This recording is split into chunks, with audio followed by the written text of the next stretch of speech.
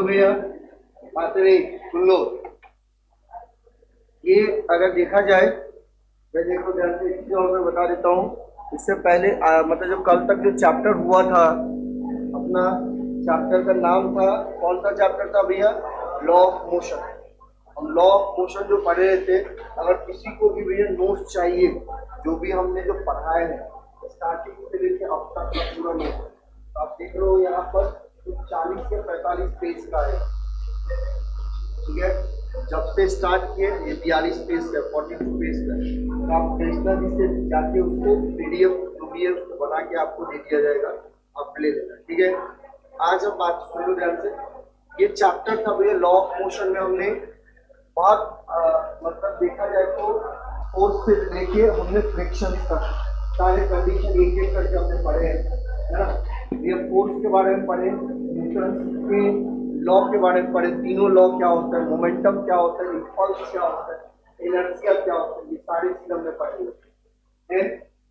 इसके बाद अगर हम बात करते भी हम, तो फ्रिक्शंस के हर एक टाइप और कैसे किस तरीके से अप्लाई होगा, ये सारे कंडीशन हमने आपको बताए थे, है ना। तो ये चीज आप ध्यान से रखेंगे। या इम्पल्स पढ़ाया गया था, इफेक्ट ऑफ फोर्स पढ़ाया गया था, टाइप्स ऑफ इनर्शिया आपको पढ़ाया गया था, ये सारे कंडीशन है। वेरिएशन ऑफ मोमेंट क्या होगा, ये सब कुछ आपको दिया हुआ है ना। तो आप अगर किसी के पास नोट्स नहीं है तो आप कृष्णा जी से बोल के वो, ठीक है। चलिए आज जो हम स्टार्ट करेंगे भैया, वो चैप्टर नंबर आपका 5 होगा। ध्यान से समझेंगे, इसको मैं हटाता हूँ। ये चैप्टर आपने सुन लो, ये बातें नहीं करनी। ये जो चैप्टर नंबर 5 है, वर्क एनर्जी एंड पावर, है ना। इसमें हमें चैप्टर का नाम है भैया वर्क एनर्जी एंड पावर। सुन लो, ये इस चैप्टर में वर्क एनर्जी एंड पावर के बारे में ही नहीं पढ़ना। सुनिएगा, इस चैप्टर में हमें सिर्फ वर्क एनर्जी एंड पावर के बारे में ही नहीं पढ़ना है। इस चैप्टर में हमें वर्क एनर्जी पावर के आगे भी बहुत कुछ पढ़ना है ना। तो ये जो लॉ ऑफ मोशन जो पढ़े हुए थे उससे भी थोड़ा सा लंबा चैप्टर, ये तो हो सकता है 20 से 25 दिन इस चैप्टर में है ना। सबसे ज्यादा मतलब लंबा टॉपिक है। वैसे ही देखेंगे बहुत आसान तरीके से न्यूमेरिकल्स को देखते हुए एक एक करके टॉपिक हमें कंप्लीट करना है भैया, वर्क का, एनर्जी का और किसका, पावर। तो पहले हम वर्क बात करेंगे, फिर एनर्जी बात करेंगे, इसके बाद पावर। इसमें भैया आपने मोमेंटम पढ़े ना, तो इसमें हमें कोलिजन के बारे में पढ़ना है लास्ट में। तो कोलिजन में कम से कम 3 से 4 टाइप है और उनका भी अलग अलग से टाइप से वो सारी चीजें होंगी। ठीक है, चलो सबसे पहले ये जानते हैं भैया, आपको याद होगा थोड़ा बहुत, एक चीज और ध्यान से समझेंगे, इसको मुझे व्हाइट कर सुनिएगा, सुन लो। ये चैप्टर जो है आपका, अगर हम बात करेंगे,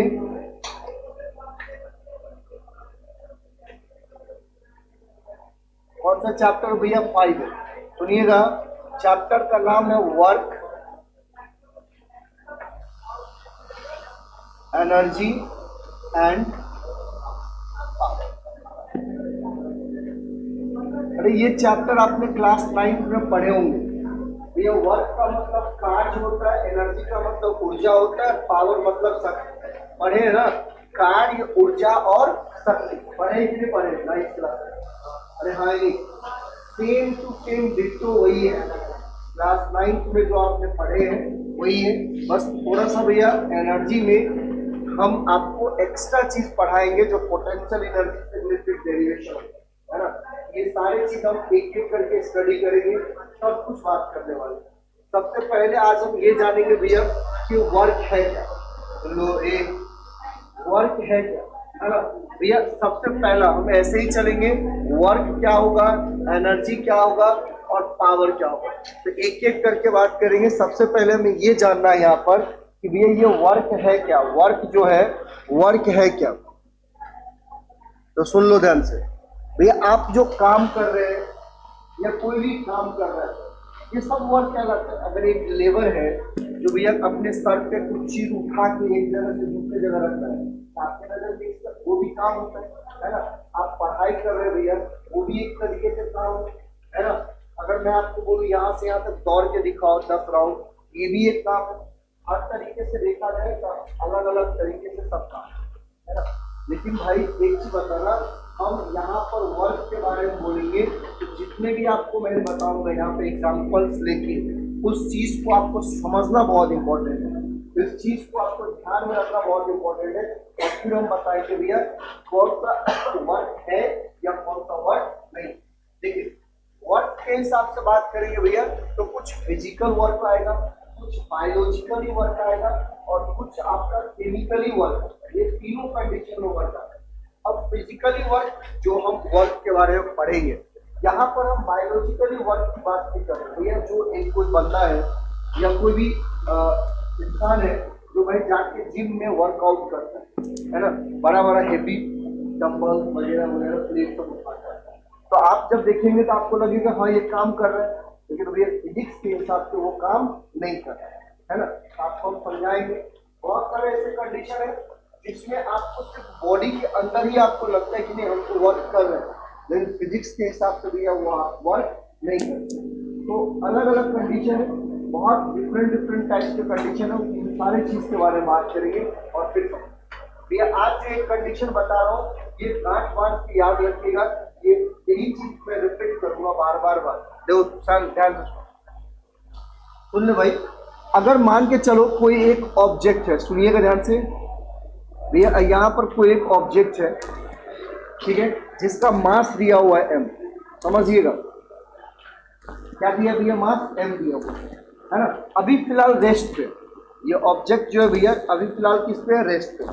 जब मैं इसके ऊपर F फोर्स अप्लाई करता हूँ, ये बॉडी क्या कर रहा है भैया, मूव कर जा रहा है। बॉडी क्या करेगा, मूव कर, है ना। सुन लो ध्यान से, अभी एक m मास का एक बॉडी है ना, जो फिलहाल रेस्ट पे था ठीक है, और हमने F फोर्स अप्लाई किए तो बॉडी क्या कर गया, मूव कर गया। मान लेते हैं कि भैया ये बॉडी यहां से यहां तक आ गई ठीक है, कहीं पे यहां पर आ गया।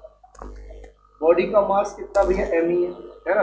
कितना डिस्टेंस उन्होंने ट्रैवल किया भैया, डिस्प्लेसमेंट d डिस्प्लेसमेंट ट्रैवल, एक जगह से दूसरी जगह पर आने में उसको कितना डिस्प्लेसमेंट लगा है, d डिस्प्लेसमेंट। भैया ऑब्वियसली बात है, जब एक जगह से दूसरी जगह आ रहा है, बॉडी रेस्ट में था, अपना वेलोसिटी को क्या किया होगा, उन्होंने चेंज किया। तो मान के चलते हैं कि इसका इनिशियल वेलोसिटी u है और यहाँ तक पहुंचने में उसका फाइनल वेलोसिटी कितना हो गया भैया, v है ना। अब सुनो भाई साहब, जब आपने बॉडी के ऊपर फोर्स अप्लाई किया, बॉडी क्या कर गया, डिस्प्लेस कर दिया, मूव कर। तो वर्क का कहने का मतलब यही है कि जब किसी भी ऑब्जेक्ट के ऊपर हम धक्का लगाएंगे या खींचेंगे, तो फोर्स लगाना मतलब यही ना, या पुशिंग कर रहे हैं, पुलिंग कर रहे हैं। कल मैंने आपको समझाया, कल या परसों वाले क्लास में समझाया था, कल ही तो पुशिंग या पुलिंग वाले कंडीशन कल समझाया है ना। तो भैया अगर आप किसी भी ऑब्जेक्ट के ऊपर पुश कर रहे हो या पुल कर रहे हो, और अगर वो ऑब्जेक्ट भैया मूव कर जा रहा है, तो इसका मतलब आपने उस ऑब्जेक्ट के ऊपर क्या किया भैया, वर्क किया। समझा क्या बोल भैया, आपने इसका मतलब क्या किया, उस ऑब्जेक्ट के ऊपर वर्क। सपोज मान के चलो ये एक दीवार है भैया, वॉल है, अब मैं इसके ऊपर F फोर्स से धक्का लगा रहा हूँ, बहुत तेज धक्का लगा रहा हूँ, F फोर्स को बढ़ा रहा हूँ, धक्का लगा रहा हूँ, क्या ये वॉल मूव कर रहा है क्या, लेकिन मैं तो फोर्स लगा रहा था, मैं तो काम कर रहा था। फिजिक्स के हिसाब से ये बोला जाएगा कि जब तक ये वॉल ये एक जगह से दूसरी जगह मूव न कर जाता है, इसका मतलब आपने वर्क कितना किए, 0 किए, कोई वर्क नहीं। समझ रहे हैं क्या बोल रहा हूँ? ये फिजिक्स के कहने का अनुसार है कि अगर आपको वर्क करना है तो उस ऑब्जेक्ट के ऊपर, उस बॉडी के ऊपर अगर आप फोर्स अप्लाई कर रहे हैं तो बॉडी क्या होना चाहिए, डिस्प्लेस होना, आगे की तरफ मूव होना चाहिए, नहीं आप क्या कर सकते हो उस बॉडी के ऊपर वर्क, है ना। भाई ये पोडियम है, इसके ऊपर मैं अगर फोर्स लगा रहा हूँ, पोडियम मूव ही नहीं, मूव कर रहा है क्या, नहीं कर रहा है, इसका मतलब मेरा जो वर्क जो है इसमें क्या है, समझ में। तो भैया वर्क जो है बहुत सिंपल सा कंसेप्ट है, हमें इसी के बारे में पढ़ना है कि वर्क जो डिफाइन करते हैं, देखो ध्यान से, वर्क जो डिफाइन किया जाता है, वर्क बराबर जो होता है वो होता है भैया फोर्स गुने में डिस्प्लेसमेंट। समझिएगा क्या होता है वर्क बराबर भैया, फोर्स गुने में डिस्प्लेसमेंट। अगर हिंदी में बात करेंगे तो भैया वर्क जो है जिसको हम क्या बोलते हैं, कार्य बोलते हैं, है ना। भैया फोर्स का मतलब क्या हो गया, बल हो गया, और डिस्प्लेसमेंट का मतलब क्या होगा? विस्थापन। क्या होगा भैया? विस्थापन, है ना। तो अभी फिलहाल आप याद रखेंगे, इसके बाद हम इसी फॉर्मूले को और चेंज करने वाले हैं। भैया इसका मतलब ये है कि देखो, अगर मुझे कार्य करना है तो बल लगाना पड़ेगा, और बल लगने के बाद वो क्या होना चाहिए? बॉडी विस्थापित होना चाहिए। अगर वो विस्थापित नहीं हो रहा है, इसका मतलब हम उसके ऊपर किसी भी टाइप का कोई वर्क नहीं कर रहे। समझ में? अब जैसे एग्जाम्पल के तौर पर दिया, मैं जिम का बहुत भारी भारी सामान से उठा रहा हूँ, ऐसे कर रहा हूँ, ऐसे कर रहा हूँ, या हम तो उठा रहे हैं, लेकिन क्या उसका डिस्प्लेसमेंट हो रहा है? नहीं। इसका मतलब वो वर्क नहीं है। भले आप कितना भी मेहनत कर लोगे, बड़ा बड़ा पत्थर उठा लो, लोहा उठा लो, रॉड उठा लो, प्लेट उठा लो, डंबल उठा लो, लेकिन वो आपका बायोलॉजिकली वर्क हो रहा है ना। आप अपने बॉडी के ऊपर वर्क कर रहे हो, है ना। लेकिन भैया अगर देखा जाए फिजिकली, तो ये वर्क है क्या? नहीं। वर्क है? नहीं है। फिजिक्स के हिसाब से वर्क क्या है? कि जब मैं किसी ऑब्जेक्ट के ऊपर फोर्स लगाऊं, तो वो बॉडी क्या होना चाहिए? मूव हो जाना चाहिए। अगर वो मूव कर रहा है तो वर्क है, बाद बाकी वर्क नहीं है। समझे? अरे समझेंगे सब, समझेगी नहीं सर भाई? अगर आपको बोला जा रहा है, अच्छा एक चीज बताओ, आप देख रहे होंगे यहाँ पर भैया हर जगह आप लोग कितने आदमी बैठे हो? यहाँ मान लो 50 आदमी, सबका वजन होगा भैया। जिस चीज पे बैठे हो तो उस पर देखते हैं, आपको बहुत फोर्स लगा है, लेकिन क्या ये फोर्स उस छत को डिस्प्लेस करवा रहे हैं? इसका मतलब आपके बॉडी के वेट के अक्रॉस जो फोर्स लग रहा है, जो वेट लग रहा है, उससे भी आप वर्क नहीं कर रहे। कर रहे क्या? नहीं कर। सिंपल सी बात है, वर्क होगा, वर्क करना है तो आपको क्या करना पड़ेगा? उस बॉडी के ऊपर फोर्स लगा के उसको डिस्प्लेस करना बोलता है ना। तो ही वर्क कहलाता है, लेकिन इसके अलावा और कोई वर्क नहीं। समझे कुछ? अरे समझ में आए? ले फिर से समझो भैया। वर्क का मतलब, जैसे वॉल के बारे में बात किया था, अगर मैं इस वॉल के ऊपर कितना भी धक्का लगाऊं, कितना भी फोर्स लगाऊं, तो भैया हम फोर्स तो लगा रहे हैं, लेकिन क्या ये डिस्प्लेस कर रहा है? क्या नहीं हो रहा है। इसका मतलब अगर ये जीरो है तो वर्क भी कितना होगा भैया? समझे? हाँ ही नहीं। बोलो कोई दिक्कत? किसी भी टाइप को किसी को कोई दिक्कत? समझ गए यहाँ पे? चलिए अब इसको थोड़ा सा लिखते हैं भैया, हेडिंग डालिए भैया। ये समझ गए होंगे आपने वर्क क्या है। तो आज थोड़ा सा बात कर लेते हैं इसके ऊपर आओ, और बहुत अलग अलग से बेसिक कंसेप्ट सीखेंगे। चलो हाँ, लिखिए वर्क। हेडिंग रहेगा भैया आपका वर्क। लिखिएगा वर्क में, work is said to be, work is said to be, बातें नहीं, work is said to be done when, work is said to be done when a force applied, a force applied on the body, force applied on the body displace, on the body displace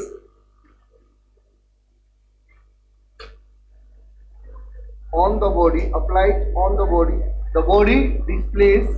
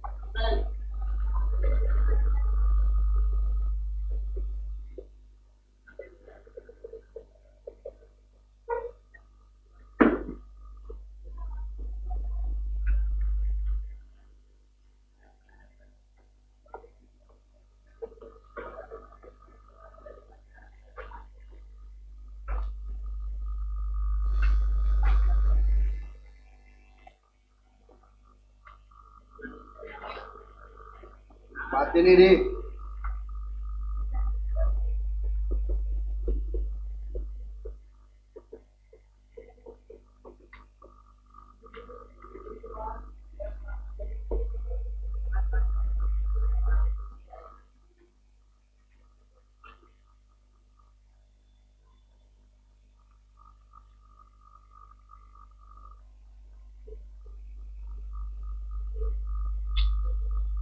एक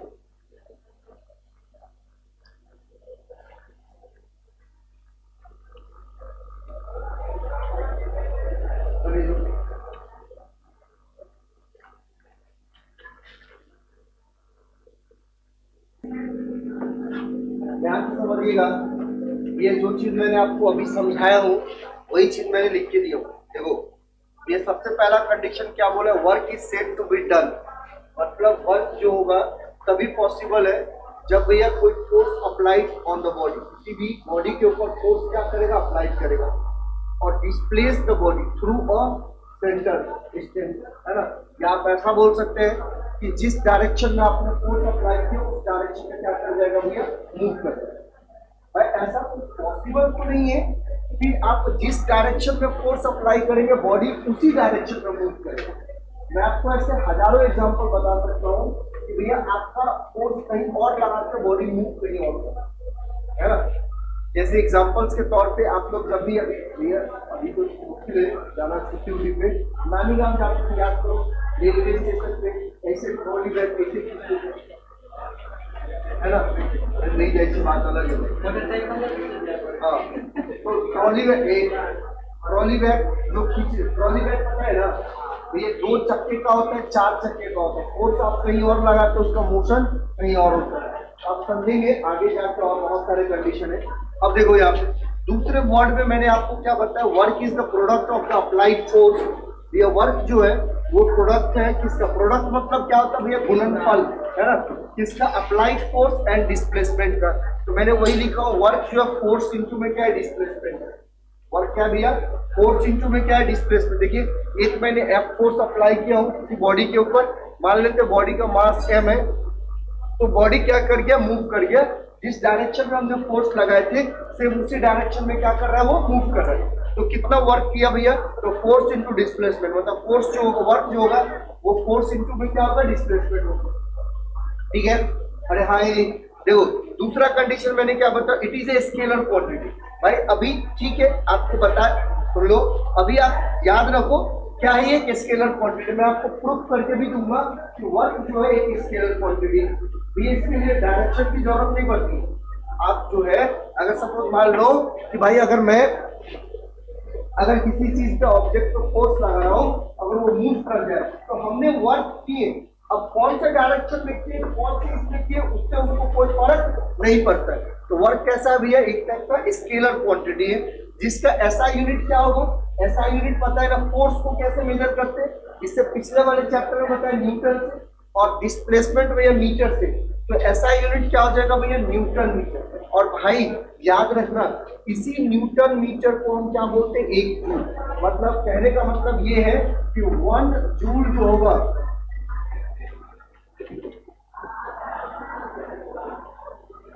1 joule जो होगा 1 Newton metre क्या होता है, बराबर होता है, किसके बराबर होता है, 1 जूल जो होता है वो 1 न्यूटन मीटर के क्या होता है भैया, बराबर होता है। समझ में आया? तो ये है आपका 1 जूल जो होगा वो 1 न्यूटन मीटर के क्या होते हैं, बराबर होता है। तो आपका इट्स ऐसा यूनिट जो है वो न्यूटन मीटर, या इसी को हम क्या बोल सकते हैं, जूल बोल सकते हैं। अब इसका अलग अलग तरीके से बहुत सारे यूनिट्स हैं, तो धीरे धीरे बात करेंगे। अभी आप याद रखेंगे ऐसा यूनिट क्या है, वर्क का, जूल है। और अगर आपसे कोई पूछ दे कि भैया 1 जूल कितने के बराबर, तो 1 न्यूटन मीटर के बराबर। ठीक है, अच्छा भाई देखो याद करो, मैंने फर्स्ट चैप्टर में ही आपको डायमेंशन के बारे में पढ़ाया था, वहां पर भी वर्क के डायमेंशन फॉर्मूला लिख के दिए थे, और यहाँ पर भी वर्क के डायमेंशन फॉर्मूला लिख के दे रहा हूँ कि वर्क का जो डायमेंशन जो होता है वो ml⁴ और p टू दी पावर कितना होता है, -2 के बराबर, 1 नहीं -2 के बराबर। समझ में आया था, ये वर्क है। अब देखो भाई इसी वर्क को और अलग अलग तरीके से भी देखते हैं। अगर फोर्स कांस्टेंट है तो कैसा होगा, सुनिएगा, अगर फोर्स भैया वेरिएबल है तो कैसा होगा, है ना भाई, अलग अलग कंडीशन है। फोर्स कांस्टेंट मतलब भैया अगर आपका बल जो है चर है, चर को कांस्टेंट बोलते हैं ना, चर को कांस्टेंट बोलते हैं, चर मतलब वेरिएबल है ना, तो भैया वो हिंदी में नहीं पता भैया चर और चर क्या है, आप कांस्टेंट और वेरिएबल्स याद रखिए। भैया अगर कांस्टेंट है तो क्या कंडीशन होगा, और वेरिएबल से तो क्या कंडीशन है, हम एक एक करके बात करें। ठीक है, अभी इन जनरल देखो, इन जनरल अगर हम बात करें तो भैया वर्क को अभी तक हमने डिफाइन नहीं किए, मतलब वर्क का फॉर्मूला नहीं लिखे, आपको बस इतना मैंने बता दिया हो कि भाई अगर किसी भी बॉडी के ऊपर आप फोर्स अप्लाई करते हो और वो बॉडी अगर डिस्प्लेस कर जाता है तो आपका वर्क जो होगा वो फोर्स इंटू में डिस्प्लेसमेंट के बराबर। यहां तक में कोई दिक्कत है, बोलो कोई दिक्कत नहीं ना, नहीं अरे हाँ नहीं बोलो, लड्डू गिर जाएगा मुंह से, बोलता हूँ। चलिए आगे हेडिंग डालेंगे भैया।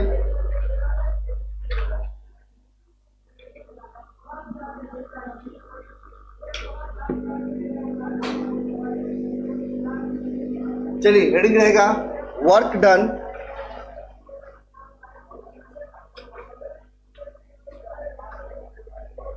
डन बाय अ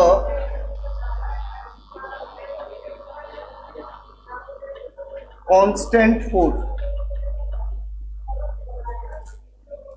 ये हेडिंग है आपका work done by a constant. Constant मतलब अब पता है एक सामान्य होगा है ना, चेंज नहीं हो सकता है।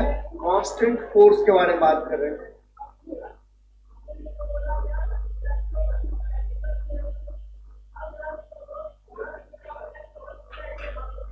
ठीक है, और देखो भैया इसमें work done by a constant force में हम दो तरीके की कंडीशन को पढ़ेंगे। इसमें पहला कंडीशन है कि measurement of work done when the force act along the direction of motion. सुन लो, इसमें भैया हम सबसे पहला कंडीशन पढ़ेंगे, मेजरमेंट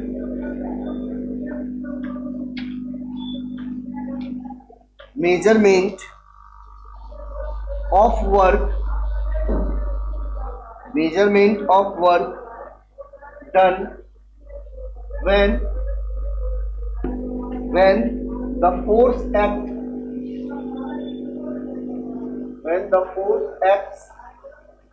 acts along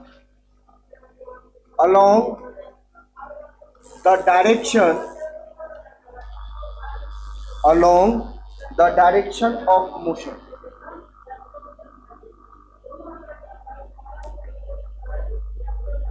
भाई इस चीज को समझो, थोड़ा सा हेडिंग को समझो। वैसे सुन लो, पेन चलाना बंद की तो पहले। आप लोग का गलती यही भी है, समझते बहुत कम है, लिखने का बस बस लिखना है, कुछ भी करो लिख के थक जाओगे यार, समझ लो थोड़ा, सब कुछ तुम्हारे पास रखता है। देखो भैया, जो हेडिंग मैंने डाला हो ना सेम वही है। मेरा कहने का मतलब ये है, आपने क्या बोला कि मेजरमेंट ऑफ वर्क, मतलब आपको वर्क को मेजर करना है व्हेन, जब भैया force act along the direction of motion, मतलब जिस डायरेक्शन में बॉडी का मोशन हो रहा है, आपने फोर्स भी क्या किया, उसी डायरेक्शन में अप्लाई किया, तो क्या होगा, वर्क कितना मेजर होगा। तो भाई वर्क मेजर करने के लिए सिंपल सी बात यही है, वर्क कितना आएगा, तो फोर्स इंटू में डिस्प्लेसमेंट होगा। अरे समझे कि नहीं समझे, है ना। तो भैया इसमें भी अभी डायग्राम ड्रॉ कर देंगे तो बेटर होगा। देखो क्या यहाँ पर, सुन लो भैया, अलोंग, सुन लो भैया, सुन लो भैया, देखो भाई यहाँ पर अगर मान लेते कोई एक ऑब्जेक्ट है, सुन लो यहाँ पे मान लो कोई एक ऑब्जेक्ट है m मास का, और भाई अगर इसका मूवमेंट इधर हो रहा है, v वेलोसिटी से इधर मूव कर रहा है ना, और यहाँ से यहाँ तक पहुंच गया, तो हम जो फोर्स जो अप्लाई कर रहे हैं ना भैया, उसी डायरेक्शन में अप्लाई कर रहे हैं जिस डायरेक्शन में इसका क्या हो रहा है, मोशन हो रहा है। भैया जिस डायरेक्शन में उसका मोशन हो रहा है, हम उसी डायरेक्शन में क्या कर रहे हैं, फोर्स अप्लाई कर रहे हैं। तो वर्क कितना मेजर होगा, मतलब वर्क आपको कितना मिलेगा। तो भाई जब जैसे ही आपको पता चला उन्होंने डी डिस्प्लेसमेंट ट्रैवल किया है, तो भैया आप खुद बताओ कितना वर्क होगा। अरे बोल भैया वर्क कितना होगा, तो फोर्स गुने में पक्का, हाँ डिस्प्लेसमेंट, फोर्स गुने में क्या होगा, डिस्प्लेसमेंट, मतलब वर्क बराबर कितना होगा, एफ गुने में डी। जल्दी करो, यही है आपको। बोलिए सर, कोई कुछ बोल रहे थे,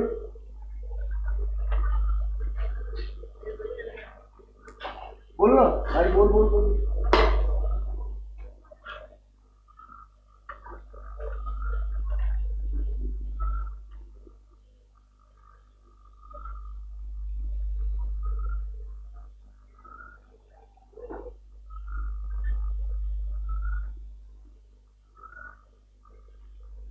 क्लियर है।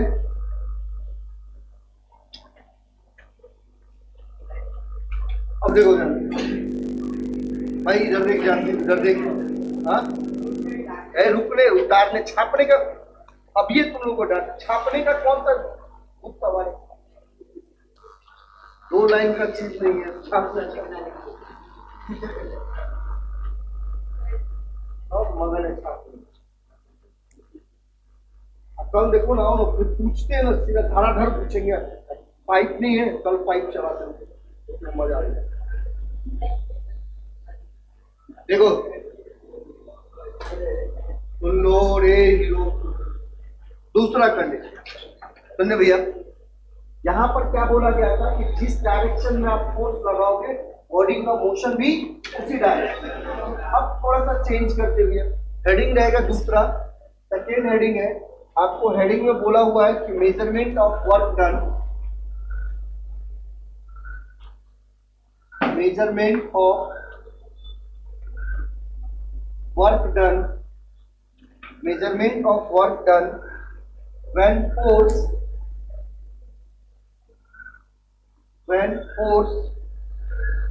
and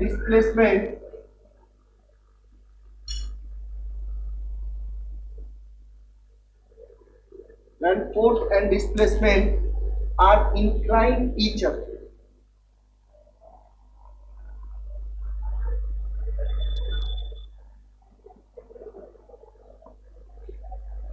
are incline each other. सुन ले भैया, अब थोड़ा सा सुनिए। अब कोई लिखेगा भगवान का उसका हाथ देखो, इसका टूटेगा हाथ। हाँ चलो, इधर देख रहे, इधर देखो, इस चीज को समझिए। अभी जो है ना, इस चीज को समझिए, कहने का मतलब क्या है। सुन लो, इधर सुन, इधर सुन, इधर सुन। मेरा मार्कर यहाँ पर है। मान ले भाई, देखो भाई, अगर सपोज मान ले, ये मान लेते हैं ये ऑब्जेक्ट है, ठीक है। ये जो है आपका, ये जो दिया हुआ तो एक ऑब्जेक्ट, ठीक है। अब इसके ऊपर हमने क्या किया, फोर्स अप्लाई कर दी। चलो मान के चलते भैया हमने ये फोर्स अप्लाई कर दी। इसका डायरेक्शन क्या है, ये कैप आपको बता रहा है, इसका डायरेक्शन भैया इधर से इधर की तरफ जा रहा है। लेकिन ये जो बॉडी जो है, ये मोशन में किधर आ गया भैया, सेम आ गया। मतलब जिस डायरेक्शन में आपका फोर्स लग रहा है, डिस्प्लेस भी उसी डायरेक्शन में हो रहा है। तो भैया फोर्स और डिस्प्लेसमेंट के बीच का एंगल कितना है, यहाँ 0 डिग्री। इसकी बात है भाई, ये जब दोनों सेम है तो इन दोनों के बीच का एंगल कितना होगा, 0 होगा, होगा ही नहीं होगा। सिंपल सी बात है। अब देखो ध्यान से, ये दूसरा कंडीशन आपको क्या बोला है कि मेजरमेंट ऑफ वर्क, मतलब कितना वर्क होगा जब भैया हम फोर्स एंड डिस्प्लेसमेंट को एक दूसरे से इंक्लाइन रखें। इंक्लाइन का मतलब भैया कुछ एंगल पे रखें। अभी तो हमने 0 पे रखे थे, ये वाले कंडीशन क्या है, 0 पे। तो भैया इसका कहने का मतलब ये है, समझिएगा ध्यान से, इधर देखो, इधर देख लो भैया। अगर मान लो एक बॉडी है, ये आपका बॉडी है भैया, है ना, और इसमें आपको डिस्प्लेसमेंट हो रहा है इधर की तरफ, है ना। मान लो भैया ये डिस्प्लेस कर रहा है, कितना डी डिस्प्लेस किया यहाँ से यहाँ से, है ना। बॉडी कहाँ पर आ गया, यहाँ पर आ गया। लेकिन आपने जो फोर्स लगाए हैं, ध्यान से समझिएगा भैया, आपने जो फोर्स लगाया, ये कैसा फोर्स लगाया भैया, एंगल के क्रॉस फोर्स लगाए, ये एफ फोर्स लगाए। अगर ये डिस्प्लेसमेंट है, मतलब इन दोनों के बीच का एंगल कितना है भैया, थीटा। समझ रहा है कुछ? अब दिख रहा है दोनों में डिफरेंस दिख रहा है ना, ये डिफरेंस दिख रहा है। क्या चीज चेंज है भैया, फोर्स का डायरेक्शन चेंज है। पहले हम उस डायरेक्शन में फोर्स को अप्लाई कर रहे थे जिस डायरेक्शन में बॉडी मूव कर रहा था, मतलब सेम डायरेक्शन, जिस डायरेक्शन में आप फोर्स अप्लाई करो बॉडी का डिस्प्लेस भी उसी डायरेक्शन में हो रहा है। लेकिन अब तो नहीं है, अब हो रहा है। अब भैया अब क्या है कि जो डिस्प्लेसमेंट हो रहा है, जिस डायरेक्शन में आपका डिस्प्लेस हो रहा है, उसके अपोजिट बोल रहा हूं, उसके थीटा एंगल पे हमने क्या किया भैया, फोर्स। कितना एंगल पे फोर्स अप्लाई किया, थीटा। समझ रहा है, समझेंगे भैया। जैसे एग्जांपल के तौर पे मान लो 2 चक्के वाला ट्रॉली बैग भैया, उसको आप हमेशा ऐसे करके लेके जाते हैं, खींचते कैसे, ऐसे खींचते ना, मतलब कुछ एंगल की बैठ के ऐसे खींचेंगे, क्या होगा, ऐसे खींचेंगे ना। तो एंगल से आप ट्रॉली बैग समझ गए ना भाई, समझे ना। ट्रॉली बैग जब जाते हैं तो ऐसे खींचा जाता है ना। तो देखो भाई, उसके अकॉर्डिंग जब भी आप किसी भी चीज में कोई भी ऑब्जेक्ट हो, जब आप भैया मान के चलते हैं, मान के चलो भैया एक ये प्लेन, सपोज मान के चलो ये प्लेन है, ये आपका एक्स एक्सिस है और वाई एक्सिस, समझिएगा, है ना। और भैया ऑब्जेक्ट यहाँ पर रखा हुआ और उसको अगर मैं एंगल, मतलब कुछ थीटा एंगल से उसको खींच रहा हूँ, तो देखो ये अभी यहाँ पर आएगा, फिर यहाँ पर आएगा, फिर यहाँ पर आएगा। इसका मतलब क्या हो रहा है पता है, दिख रहा है आपको, एक्स एक्सिस भी चेंज हो रहा है और वाई एक्सिस भी चेंज हो रहा है। इसका मतलब जैसे ही अगर मैं किसी भी ऑब्जेक्ट को पे भैया थीटा एंगल पे अगर मैं फोर्स अप्लाई कर रहा हूँ, तो इसके कितने कंपोनेंट होंगे, 2 कंपोनेंट। कितने कंपोनेंट, 2 कंपोनेंट। समझ में आया कि नहीं है? अरे हाँ, ये तो कैसे निकालते भैया कंपोनेंट, ये सब आपको पता है, आपने वेक्टर्स में पढ़े हैं भैया। हमने ही आपको पढ़ा है कि आपको कैसे किसी भी वेक्टर को रिजॉल्व करना। भैया रिजॉल्व करना मतलब 2 पार्ट्स में बांटना, तो एक जाएगा एक्स एक्सिस पे, दूसरा जाएगा वाई एक्सिस पे। तो देखो जब मैं इसको डिवाइड कर रहा हूँ, तो देखिए भैया ये जाएगा इस पे, ये जाएगा इस पे, कितना जाएगा भैया, तो एफ कॉस थीटा, कितना जाएगा, एफ कॉस थीटा। और एक जाएगा वाई एक्सिस पे, कितना जाएगा भैया, एफ साइन थीटा। कितना जाएगा, एफ साइन थीटा। अब मुझे कोई इसमें से बताएगा कि भैया इन 2 फोर्स, अब ये फोर्स खत्म हो गया, हट गया। कितना फोर्स है, एक एक्स एक्सिस पे कितना है भैया, एफ कॉस थीटा, और वाई एक्सिस पे कितना है, एफ साइन थीटा। अब आप मुझे खुद बताओ कि इन दोनों फोर्स में से कौन सा ऐसा फोर्स है जो भैया बॉडी को एक जगह से दूसरी जगह ट्रैवल कर रहा है, बोलिए। साइन थीटा से तो उठ जाएगा। जैसे एग्जाम्पल इसी का पट्टा पकड़ के इसे करेंगे, है ना, धीरे धीरे करोगे तो ये अगर हम तुम्हारे पट्टा पे पट्टा जो होता है उस पर अगर मैं एफ साइन थीटा फोर्स लगा दूं तो तुम्हारा पट्टा तो हाथ में रह जाएगा, तुम नीचे गिर जाएगा, ऐसा है ना। अब भैया तो एक सुन लो, मजाक है, सुन लो, एक मजाक में कर रहा भैया, हंसाने फिर भैया यही फोर्स है, सुन लो भैया, यही फोर्स है ना एफ कॉस थीटा। इसी फोर्स की वजह से बॉडी यहाँ से कहाँ तक पहुंचेगा, यहाँ पर पहुंचेगा, हाँ यानी, है ना भैया। यहाँ पर क्या लगेगा, एफ फोर्स का एक इंक्लाइन, ठीक है। अब देखो तो भैया वर्क निकालना है हमें, क्या निकालना, वर्क। ध्यान से सुनना भैया, वर्क क्या होता है, तो वर्क होता है सब फोर्स गुने में डिस्प्लेसमेंट, हाँ या नहीं, बोलिए तो वर्क क्या होता है, फोर्स गुने में डिस्प्लेसमेंट। अब एक चीज मुझे बताओ भैया, डब्ल्यू है, फोर्स कितना है, एफ कॉस थीटा है, और डिस्प्लेसमेंट कितना है, डी है। तो क्या मैं वर्क को लिख सकता हूँ एफ डी कॉस थीटा, बोल भैया, ये क्या हो गया, work, F D cos theta, ये क्या है, वर्क। अब देख भैया, अगर आप थीटा की वैल्यू 0 रख दो तो कॉस 0 कितना होता है, 1, क्या ये फॉर्मूला आ जाएगा, अरे आएगा कि नहीं आएगा। और अभी हमने बताया यहाँ पर डिस्प्लेसमेंट और फोर्स के बीच में कितना आएगा भैया, 0। तो अगर आपका वैल्यू एंगल के इससे पूछा जा रहा है तो भैया थीटा की वैल्यू आप चेंज करते जाओगे, उसके हिसाब से आपको एंगल मिलेगा, ठीक है। अब एक चीज, वो दिन वाली बात याद कर भैया, जो आपसे कुछ 10-15 दिन या 20 दिन पहले हुआ, और मैंने आपको स्टार्ट किया था मोशन इन प्लेन, है ना भैया, मोशन इन प्लेन याद कीजिए, याद कीजिए। मोशन इन प्लेन में मैंने आपको बताया था एक टॉपिक है जिसका नाम है भैया वेक्टर। हेलो बादल जी, बरस गई मंडे से अरे भैया सोमवार, मंडे आज थोड़ी है, आज फ्राइडे है ना, मंगिया गया क्या, बढ़िया है, सो ही क्लास टेन हो रहा, बाद में बात करें 11 बजे। हाँ चलिए, सुनो इधर भैया, क्या बोल रहा था यार मैं, क्या बोल रहा, भाई याद कीजिए वो दिन जिस दिन आप यहाँ पर आए थे,